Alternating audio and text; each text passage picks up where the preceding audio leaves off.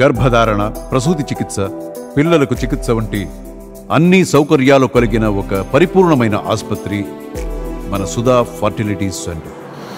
YCP నేత మాచర్ల మాజీ MLA Pinnelli రామకృష్ణారెడ్డికి హైకోర్టులో భారీ ఊరట లభించిందనే చెప్పుకోవచ్చు. ఇటీవల జరిగినటువంటి 2024 సార్వత్రిక ఎన్నికల సమయంలో ఒక పోలింగ్ బూత్లో ఆయన ఈవీఎంని ధ్వంసం చేసేటువంటి ప్రయత్నం చేశారని, అడ్డుకోబోయినటువంటి టీడీపీ పోలింగ్ ఏజెంట్ని దాడికి పాల్పడ్డారని హత్యాయత్నం కేసు ఆయన మీద నమోదైంది. అలాగే ఈవీఎం ధ్వంసం కేసు కూడా నమోదైంది. ఓటర్లో ఆయన అడ్డుకునేటువంటి ప్రయత్నించినటువంటి మహిళను దుర్భాషలాడారని చెప్పి ఇలా పలు కేసులు ఆయన మీద నమోదవటం జరిగింది. ఈ కేసుల్లో ఆయన ప్రస్తుతం నెల్లూరులోని కేంద్ర కారాగారంలో రిమాండ్లో ఉన్నటువంటి విషయం అందరికీ తెలిసిందే. ఆయన పలుసార్లు బెయిల్కి ప్రయత్నించినప్పటికీ కూడా జిల్లా న్యాయస్థానంలో ఆయనకు బెయిల్ మంజూరు కాలేదు. ఈ నేపథ్యంలోనే ఆయన ఏపీ హైకోర్టుని ఆశ్రయించడం జరిగింది.